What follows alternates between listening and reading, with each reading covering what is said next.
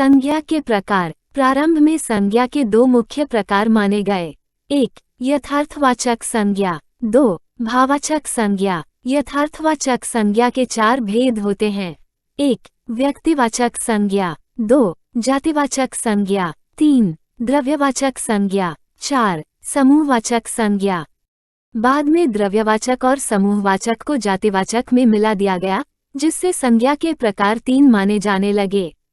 1. व्यक्तिवाचक संज्ञा। 2. जातिवाचक संज्ञा। 3. भाववाचक संज्ञा। मुख्य बिंदु। यथार्थवाचक संज्ञा के भेद। व्यक्तिवाचक और जातिवाचक।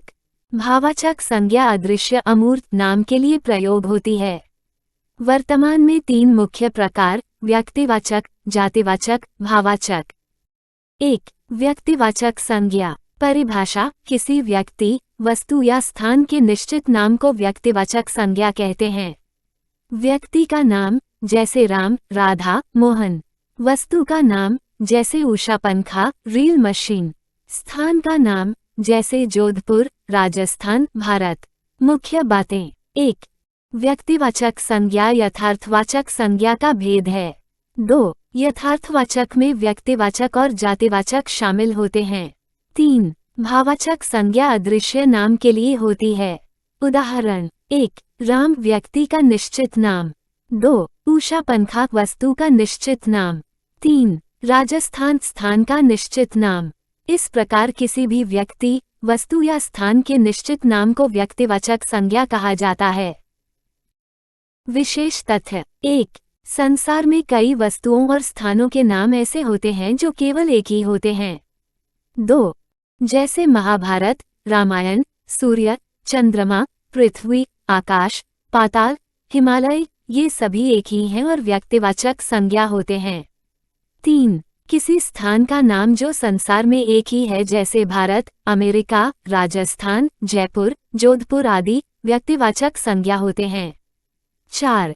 किसी पवित्र ग्रंथ रामायण, गीता, पर्व, दिवाली, होली या त्योहार का नाम जो एक ही है, व्यक्तिवाचक संज्ञा होता है।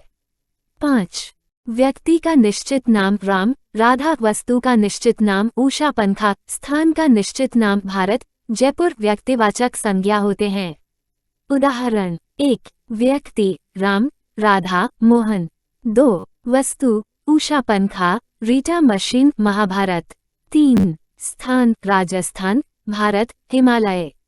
ऐसा कोई भी नाम जो संसार में केवल एक ही हो, चाहे वह व्यक्ति, वस्तु या स्थान का नाम हो, व्यक्तिवाचक संज्ञा कहलाता है। 2. जातिवाचक संज्ञा। परिभाषा। वे संज्ञा शब्द जो किसी व्यक्ति, वस्तु या स्थान की जाति, वर्ग या समूह का बोध कराएं, जातिवाचक संज्ञा कहलाते हैं। विशेष तथ्य। 1. जातिवाचक संज्ञा भी यथार्थवाचक संज्ञा का भेद है और दृश्य होती है। 2. यदि व्यक्ति, वस्तु या स्थान का निश्चित नाम हो तो वह व्यक्तिवाचक संज्ञा होती है। 3. यदि इन्हीं का जाति, वर्ग या समूह बताया जाए तो वह जातिवाचक संज्ञा होती है।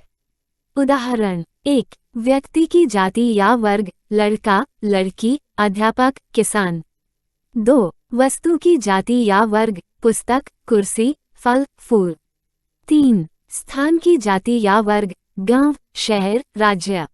जैसे लड़का शब्द सभी लड़कों के लिए सामान्य नाम है, पुस्तक सभी पुस्तकों के लिए सामान्य नाम है, अतः ये जातिवाचक संज्ञा हैं।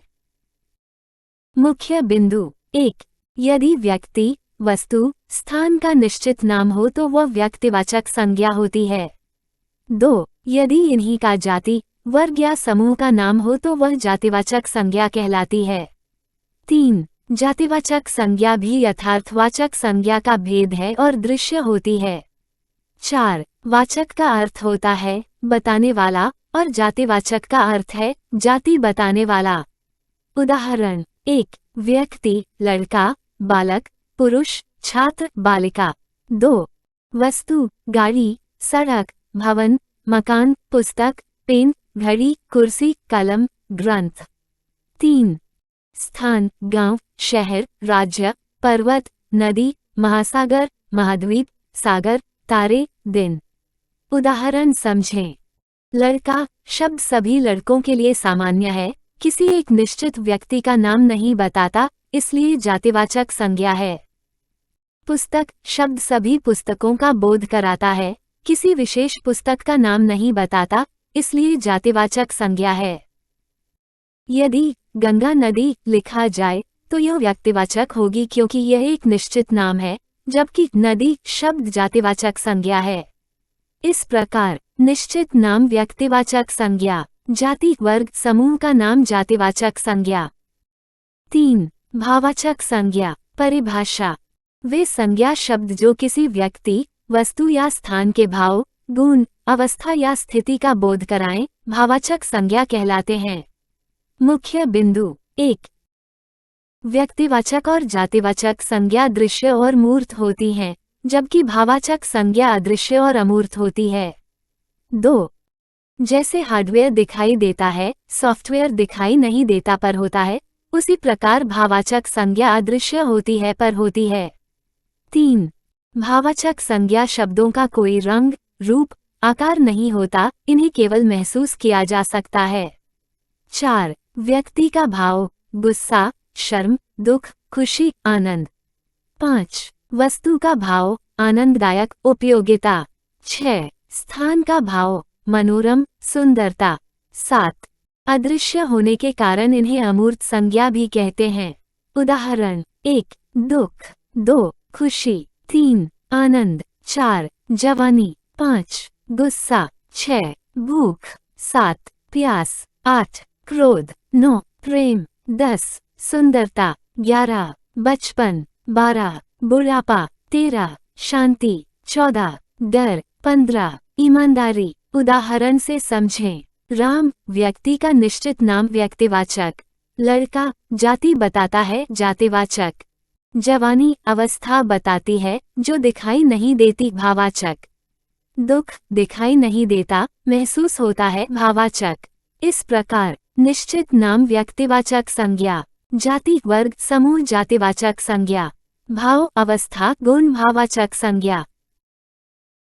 भाववाचक व्यक्ति, वस्तु, स्थान के भाव, गुण, अवस्था, दुख, खुशी, जवानी।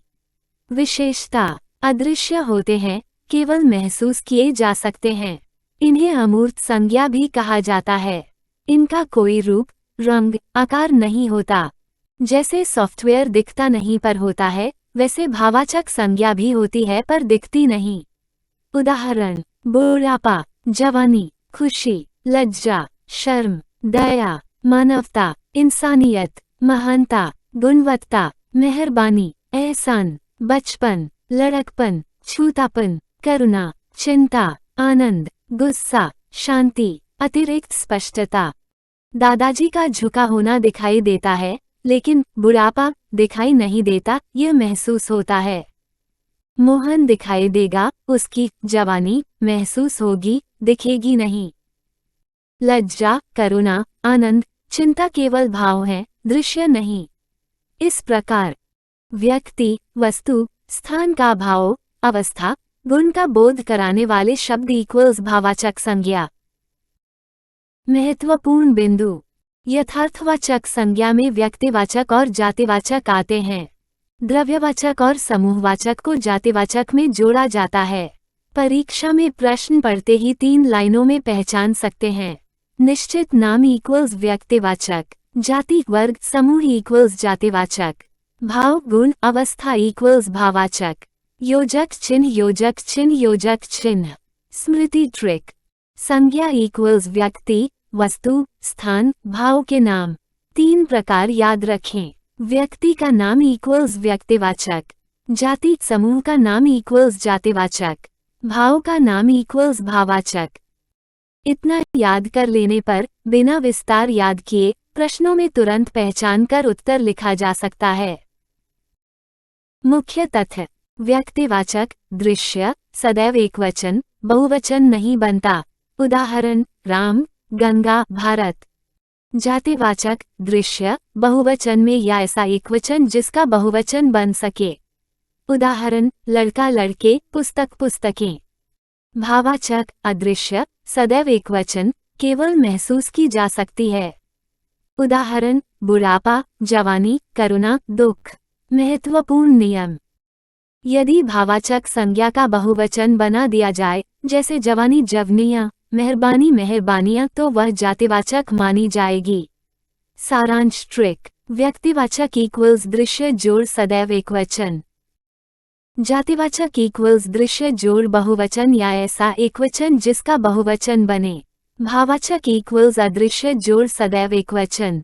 अदृश्य शब्द का बहुवचन बन जाए तो जातिवाचक माना जाएगा। कृपया इस वीडियो को लाइक करें और इस चैनल को सब्सक्राइब करें। धन्यवाद।